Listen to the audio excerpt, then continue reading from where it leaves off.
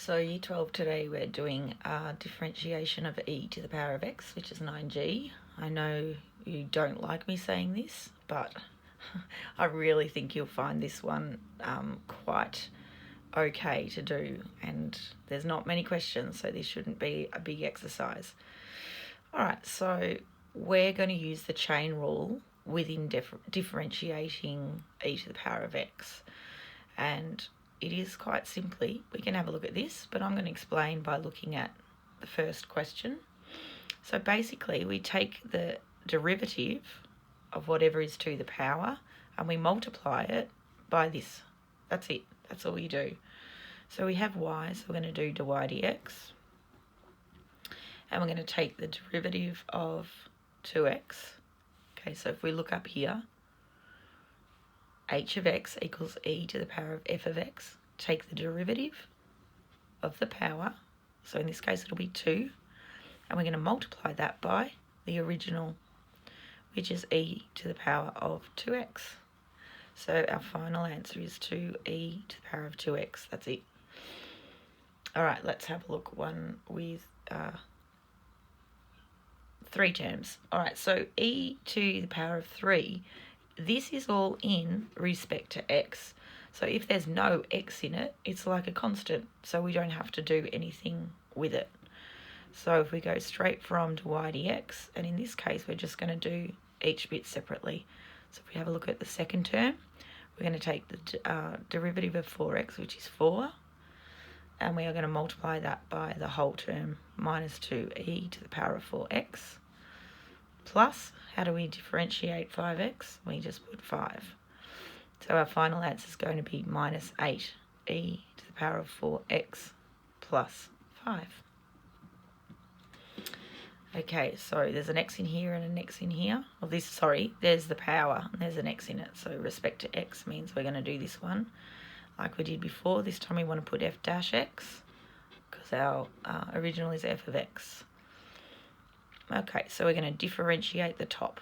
So differentiation of the power is going to be 2x plus 6. And we're going to multiply that by the original. Done. Done in one step. Alright, so I think the easiest way with this one is to play around with get rid of the fraction to begin with. So we're going to go e to the power of negative x, so that we're all on one line instead of having a fraction. Alright, and now we're going to multiply that out, so we're still not ready to do. Now don't forget with indices, if we're multiplying, then we're going to add our indices. So this will be e to the power of minus x plus 2x is x, minus x plus x is 0, and this one's just going to be e to the negative x. Okay, at this stage we haven't differentiated, so this is when we put in our f dash x, and e to the power of x is like having a 1 here, so it's like 1 times whatever that is. So e to the power of x, subtract 1, differentiate that. Sorry, that value is just 1. Because remember, there's no x. We're differentiating in respect to x, so we can just put what that value is, and we know that that value is x.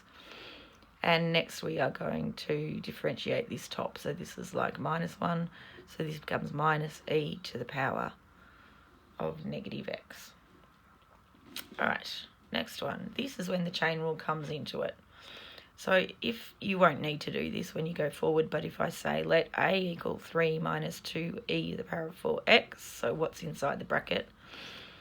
This would be e to the power of 4. So if we're going to differentiate that, we don't have let's make it f of x. So we're going to go f dash x.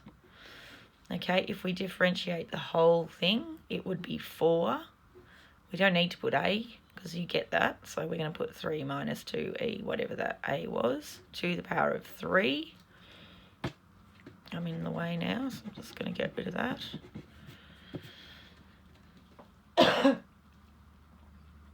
And now we're going to do the chain rule. So it means we have to multiply by the differentiation of what is inside the bracket.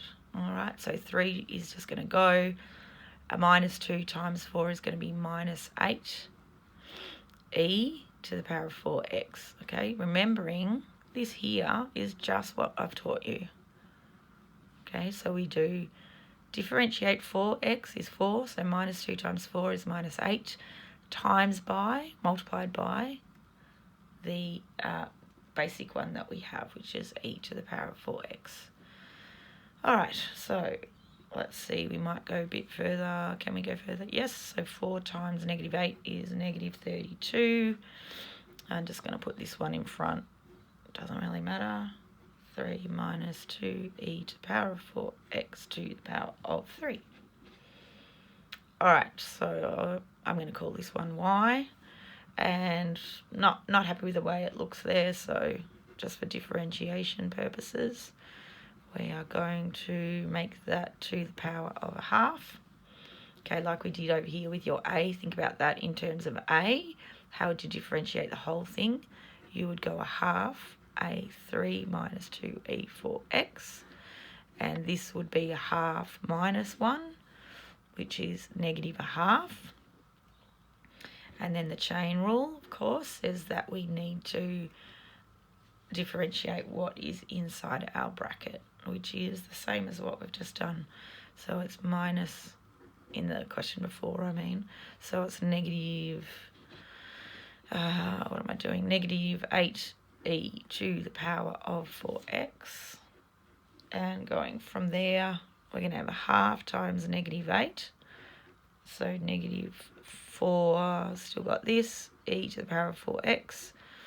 This is a negative square root, so I'm going to put that on the bottom. 3 minus 2e to the power of 4x. Okay. All right, so what about if we get questions concerning the gradient? I'm sorry about the big shadow today. Time of day, I'm afraid. All right, we need to find the gradient of y equals 3x to the power of 2, 3e to the power of 2x when x equals 0. So gradient means, of course, to differentiate it.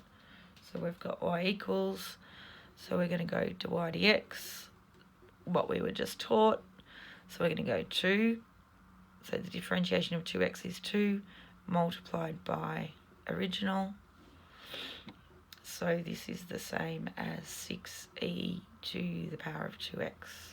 Have to find that when x equals 0.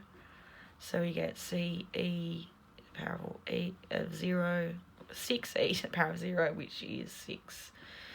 All right, what about this? Same question over here. Find f dash x. What does that mean? So f dash is the same as the gradient at x equals 0. So it's exactly the same question as we have here. Okay, these are the questions we would like you to do.